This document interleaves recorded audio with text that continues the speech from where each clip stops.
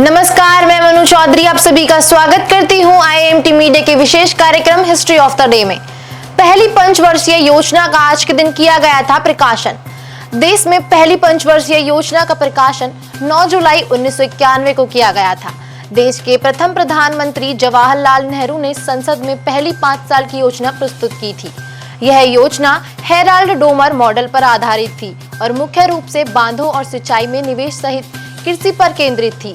यह योजना 2068 अरब रुपए की थी। प्रथम पंचवर्षीय योजना का पहला उद्देश्य अल्पकालिक और तात्कालिक आर्थिक असंतुलन की समस्याओं का निराकरण करना और दूसरा उद्देश्य दीर्घकालीन सामाजिक एवं आर्थिक ढांचे में संरचनात्मक परिवर्तन करना था।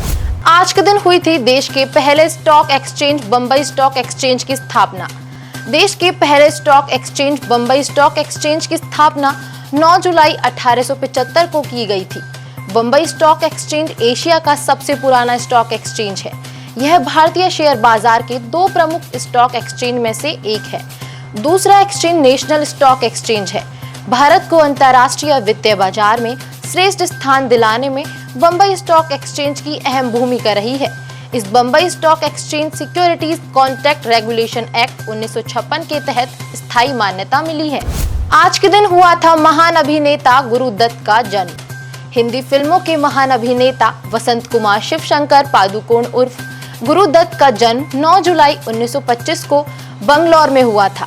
गुरुदत्त ने हिंदी सिनेमा में अभिनय और निर्देशन दोनों क्षेत्रों में अपनी अलग पहचान बनाई।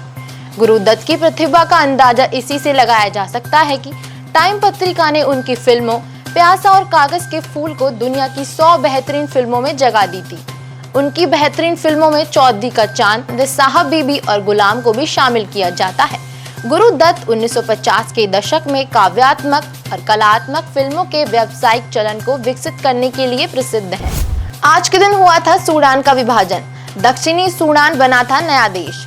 9 जुलाई 2011 को अफ्रीका महाद्वीप का सूडान 2 भागों में बंट गया था और दक्षिणी हिस्सा रिपब्लिक ऑफ साउथ सूडान के नाम से नया देश बना था। यह विश्व का 196वां स्वतंत्र देश, संयुक्त राष्ट्र का 193वां सदस्य देश और अफ्रीका महाद्वीप का 55वां देश है। दक्षिणी सूडान को जनमत संग्रह में 98.83% लोगों ने सूडान से अलग नए राष्ट्र के निर्माण के लिए मत डाला था। हालांकि अपनी आजादी के ठीक बाद से दक्षिणी सूडान को आंतरिक संघर्ष का सामना करना पड़ रहा है। आज के लिए बस इतना ही। कल फिर भेंट होगी इतिहास में दर्ज कुछ और महत्वपूर्ण घटनाओं के साथ। तब तक के लिए देखते रहिए और सब्सक्राइब करिए आईएमटी मीडिया।